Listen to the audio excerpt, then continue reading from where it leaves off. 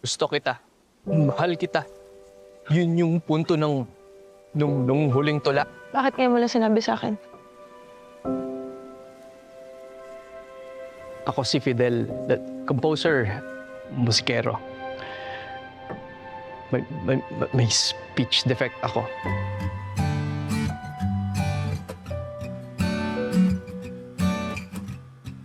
Dahil love ka na ba dati?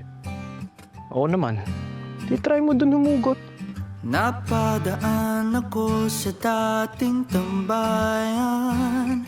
Nakaukit pa rin doon ang iyong pangalan. Kaya haba man ang panahon na lumipas, ako sa iyong alaala'y di makaiwas. At kung muling magtagpo, tanging masasabi lang sa'yo,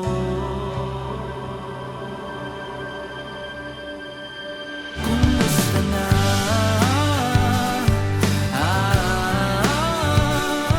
Uy! Pre! Nandito ka pala! Nagkakilala kayo? Itong si Fidel ay isa sa pinaka-importanting tao sa buhay ko. Kayo, paano niyo nakilala yung isa't isa? Future girlfriend ko itong si Stella.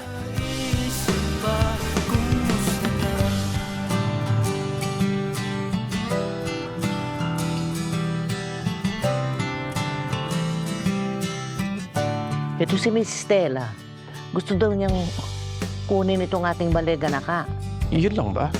Sana nag-email ka na lang. Ay, mag-catch up tayo. Ngayon na tayo nagkita after all these years. Lipstick na itim mong kay dilim, kinukubli ang gandang umiyak sa'kin. Sa lipstick na itim, mga mata ng nilingning, na kahit itago mo'y kumikista pa rin. Sa lipstick na itim. Eh bakit naman kasi? Ayaw mo nga mahiling kay Stella. Ikaw ang sumulat mong kanta. Call Stella. Alam mo kung ano ang fair, ha? Dapat di ka na pumayag na ligawan kita eh. Ayaw ko na magmahal ulit kasi ayaw ko na masaktan.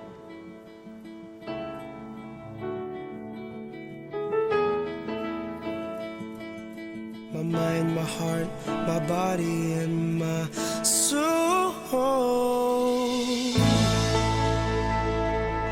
Never Salamat ha sa pagiging bahagi ng growth ko. Pakiramdam ko, wala na akong ibang kailangan sa buhay. Kahit ako, You're everything